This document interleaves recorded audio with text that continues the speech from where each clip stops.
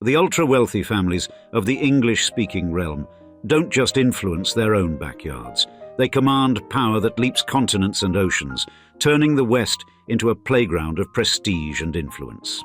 Picture a family whose influence spans from North America's bustling metropolises to Europe's quaint cobblestones, taking it old school and ruling over a domain not in the fast-paced worlds of finance or technology, but in the everyday essentials of food and retail. In today's episode of Old Money Luxury, join us as we investigate a multi-billion-dollar dynasty that has perfected the art of feeding nations, turning foodstuffs into gold mines, on the way to not only becoming one of Canada's richest families, but for many years the richest family in Ireland, as we describe the Westons, the Canadian family that bought Ireland. Wealth, riches, money. Such basic words do not properly encapsulate the sheer wealth that the Weston family possess, because, in terms of pure numbers, there are but a handful of people who own more than the Westons. With a combined net worth of £14.5 billion, or just over $18 billion, they place 7th on the United Kingdom's Sunday Times Rich list. Thus, the Westons are regarded as the third wealthiest family in Canada, and until 2018 were renowned as the richest family throughout Ireland's deep history. And the beating heart of this endless wealth is found in the family's primary asset, its stake in Associated British Foods, or ABF for short. This parent organisation owns major subsidiaries such as Primark, a clothing retailer that no British high street would be complete without, as well as other popular brands such as British Sugar and Twinings. As of 2024, this mammoth conglomerate ABF is worth the best part of $20 billion. In a recent financial statement, the Weston family revealed that they own a 56.2% holding in this company. So, to say that this holding is a significant one in the family's portfolio is an understatement. However, the Westons are not just invested in tea bags and T-shirts, as they also have an illustrious real estate portfolio. A decision to purchase Canada's Real Estate Investment Trust in 2018 allowed the Westons to expand their real estate portfolio to over 752 properties, a number which will only increase with time. Such properties are not high-rise buildings and penthouses, as you might expect. Rather, it is primarily comprised of a less flashy, yet more profitable sector, grocery stores. This strategy has allowed the Westons to acquire sought-after property in Canadian cities, exposing them to the financial returns of the booming Canadian property market. And the icing on this cake, made of gold, is the family's holdings in Fortnum & Mason, a luxury department store situated at the heart of London. Acquired fully in 2001, this luxury store adds around £49 million, or $62 million to the Westons' net worth. However, the ownership of Fortnum & Mason is so much more than financial. It adds a certain old money status to the family name that simply cannot be purchased. As you can see, therefore, the wealth, reach and influence of the Westons is unparalleled. The family has a footing in every corner of the globe, and whether you are buying a T-shirt from Primark in Britain or a pizza in a Canadian grocery store, you're only adding to the bank balance of the Westons' expansive empire. But how does a family acquire more money than it could even count? To answer this question, we must travel back in time to 19th century New York.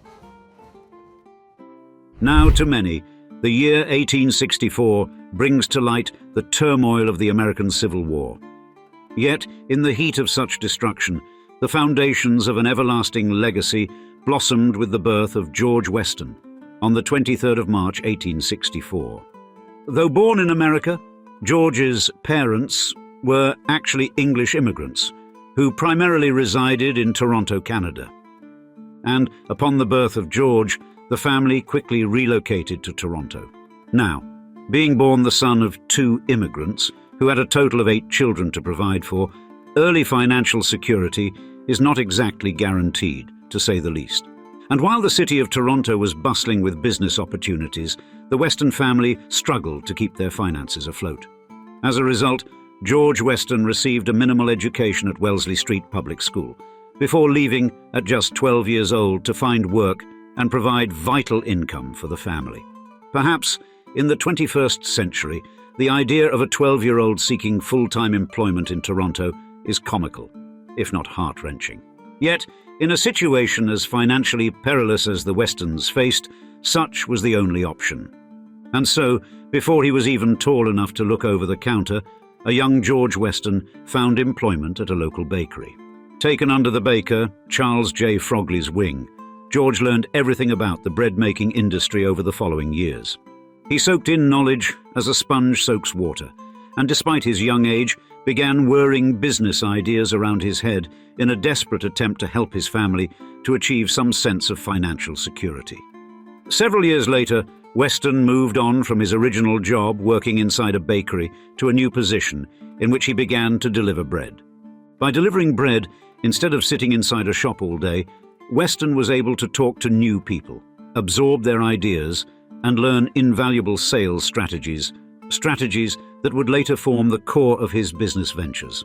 And, through continued hard work, Weston was also able to build up a small savings, which, in 1882, he used to purchase a bread delivery route, formally establishing George Weston Limited. This venture allowed Weston to dramatically improve his earning potential, and though he started with just one route and one wagon, Weston continued to work and earn until he was able to purchase another route and another wagon. 2 wagons turned to 4, 4 turned to 6, and by 1884, Weston was able to purchase the bakery he previously worked at. This was the turning point for George Weston, and ultimately the Weston legacy. Using his hard-earned experience in the industry, George sought to exploit a gap in the market and expand into wholesale bread distribution. You see, come the turn of the 19th century, the days of individuals baking their own bread, especially in big cities like Toronto, were coming to an end. People no longer had the time to bake bread from home, yet still wanted to enjoy a freshly made loaf. Toronto had a need, and George had the technical savvy and the resources to fulfill this need.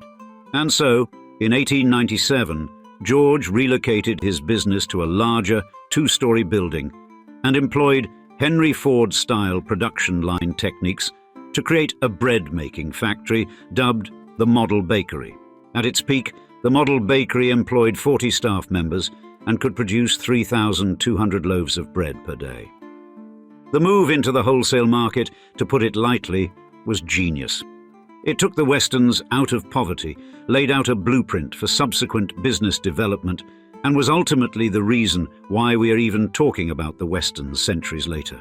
But George Weston was not done yet. Indeed, there were many more hungry mouths to feed outside of the bounds of Toronto. And so, throughout the early 1900s, George began a crusade of expansion. Utilizing train networks, he was able to ship to 120 different cities per day, producing thousands of loaves of bread and making thousands more in profit.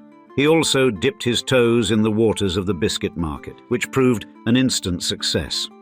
But in 1924, at the age of 60, George Weston unfortunately passed away.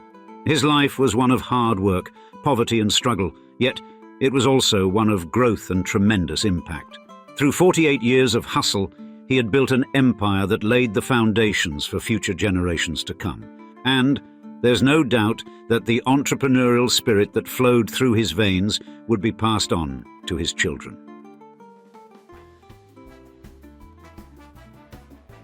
Now, it was George's eldest son, Garfield Weston, who would ultimately take the brightly burning candle of commerce from his father upon his death in 1924. Born April 3, 1898, Garfield Weston was quite literally birthed into his father's business, his mother giving birth in an apartment that lay above George's factory.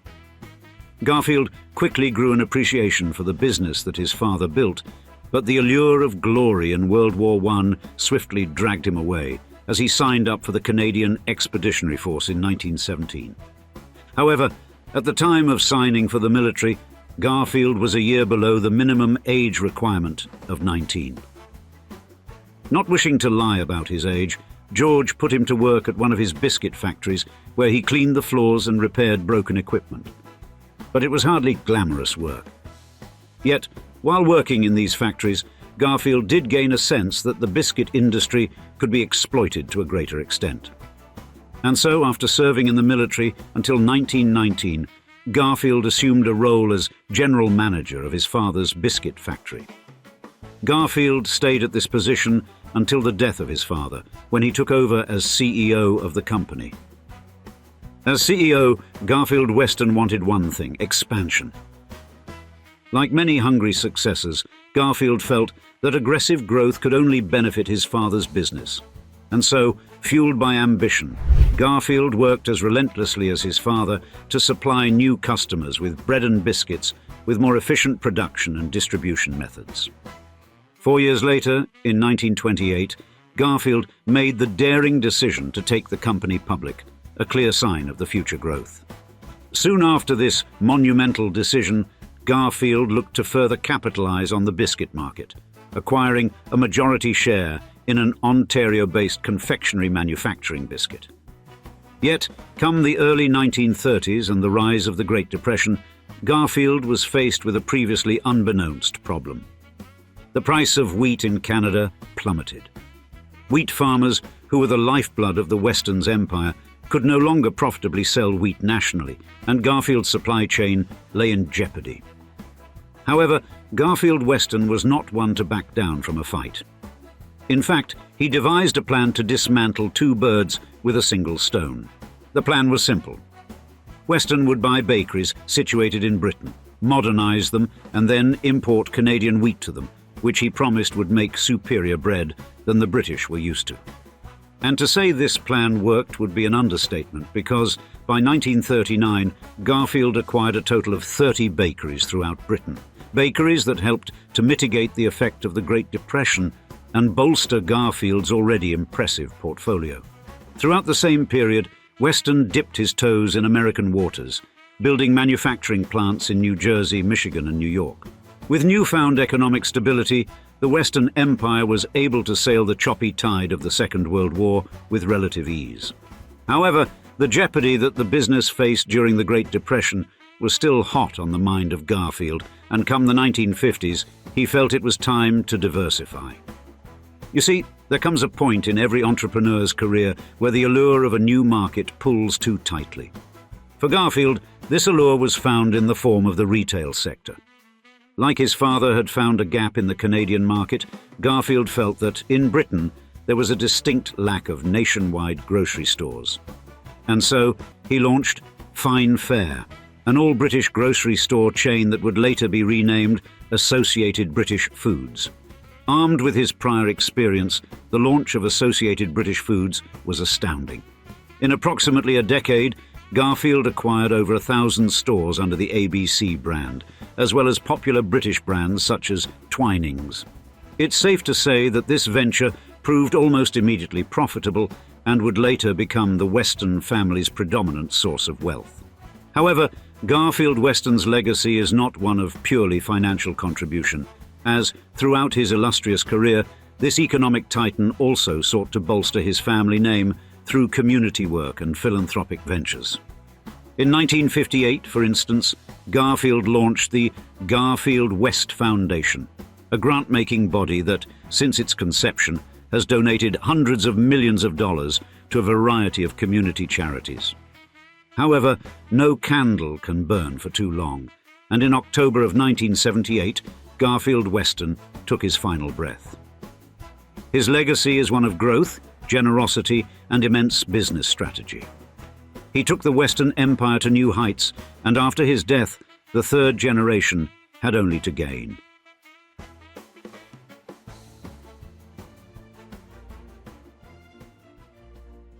The first key figure in the third chapter of the Western timeline is one Galen Weston. Born in 1940, Galen was, like his father before him, indoctrinated into the family business from a tender age. He worked closely in the company's retail department as an adolescent, but like his ancestors, felt that an expansion into new markets could only benefit the family empire. And so, in 1962, with the approval of his father, Galen made a strategic move to the country of Ireland. Now, perhaps to the uninitiated, a move to Ireland may seem underwhelming in comparison to Garfield's expansion to the US and Britain. However, in the 1960s, Ireland was a land of opportunity. You see, after centuries of relative unpopularity, Ireland was beginning to gain traction in Europe. Galen looked to capitalize on this newfound appreciation for the country, first acquiring a grocery store in Dublin, the country's capital, in 1962. Galen's idea proved extremely fruitful, and so, over the next 3 years, he purchased a further 5 stores. Just 4 years later, Galen added another key holding to the Weston portfolio, acquiring a bankrupt department store which he would rename Pennies or Primark to those outside of Ireland. You simply have to walk down a British town today to see how successful this venture would turn out to be. Now, with Galen being so busy solidifying the Western Empire in Europe, he was unable to assume leadership come the death of Garfield. Thus, the position fell to Garfield's elder son, Gary. Gary was primed to take the reins of the Western Empire, having served as the chairman of Associated British Foods since 1967. As company leader, Gary didn't look for the next big moneymaker. Instead, he preferred a slow burner approach, choosing to consolidate Associated British Foods' foothold in the British market. Such a move proved successful, and by battling fellow rival Spillers, the 1980s saw ABC achieve a 30% market share in the British bread market. In 1991, he further consolidated British presence with the purchase of Silver Spoon, one of the largest sugar companies in Britain that remains on every supermarket shelf to this day. Now, with presence in Britain and Ireland solidified, both Gary and Galen turned their attention to North America throughout the 90s and early 2000s. Galen, for instance, focused his attention on the expansion of the company's retail operations in Canada, primarily through the retail chain Loblaws, which was purchased some years prior. In 2001, Gary and Galen further oversaw the purchase of American-based company Best Foods Baking for $1.7 billion. This move expanded the company's production capability by some 15 manufacturing plants and firmly solidified its presence on American soil. With such booming prosperity in 2003, Galen sought to seriously level up the company's portfolio with the acquisition of Selfridges, a luxury department store chain, for £598 million, or $750 million. This purchase, while later sold by the next generation, marked a significant turning point for the Western Empire. No longer were the Westons bakers, grocery store owners and biscuit makers. No, they were now the proud owners of one of the highest-end department stores in the United Kingdom.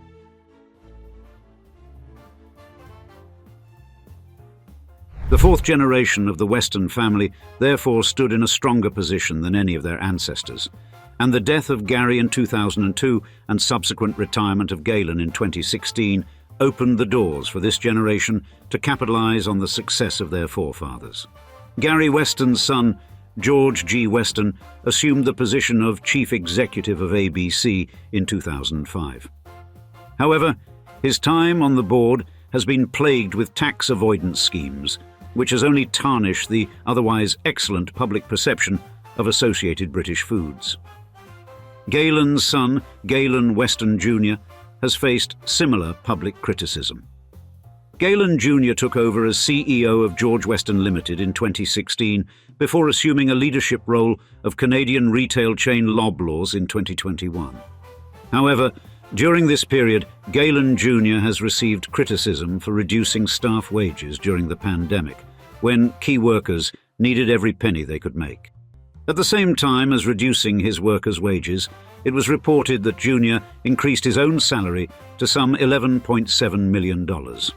It's therefore clear that he did not inherit the philanthropic nature of his ancestors. Thankfully, Galen's daughter, Alana Weston, has helped to boost rather than detract from her family's legacy. Her career has centered primarily on the growth of Selfridges, which she was first acquainted with in 2004, assuming the role of creative director. During her time on the board, she led the group with staggering efficiency. In 2012, for instance, her immense knowledge of fashion helped the brand to surpass £1 billion in sales for the first time. And after ascending to chair of the board in 2019, the following years saw Selfridges take an active role in improving sustainability. Eventually, in 2021, Thai company Signa Group offered to buy Selfridges for a total of $5 billion, over 6 times what the Westons paid. And with Selfridges gone, the torch has been passed to Jana Kayat and Kate Hobhouse, Gary Weston's daughters, to keep the empire's luxury appeal burning, with the running and operation of Fortnum and Mason. Now Jana Kayat left the board in 2008, leaving Kate to run the company as chairman. Throughout her career, Kate has consistently increased Fortnum and Mason's annual profits and extended its allure as a luxury brand significantly. Kate has likewise emphasized sustainability as well as profits, further bolstering the public appeal of this luxurious retail titan. Ultimately, the Weston legacy is one of unprecedented financial abundance, and the family, through 4 generations, has truly gone from rags to riches and will remain one of the richest dynasties for decades to come. And now, we'd love to see you in the comments. Which Canadian, or alternatively, Irish, wealthy family would you like us to feature next on this channel? We always endeavour to create content based on your suggestions, so be sure to let us know. And thanks again for joining us for another episode. Cheers, until next time.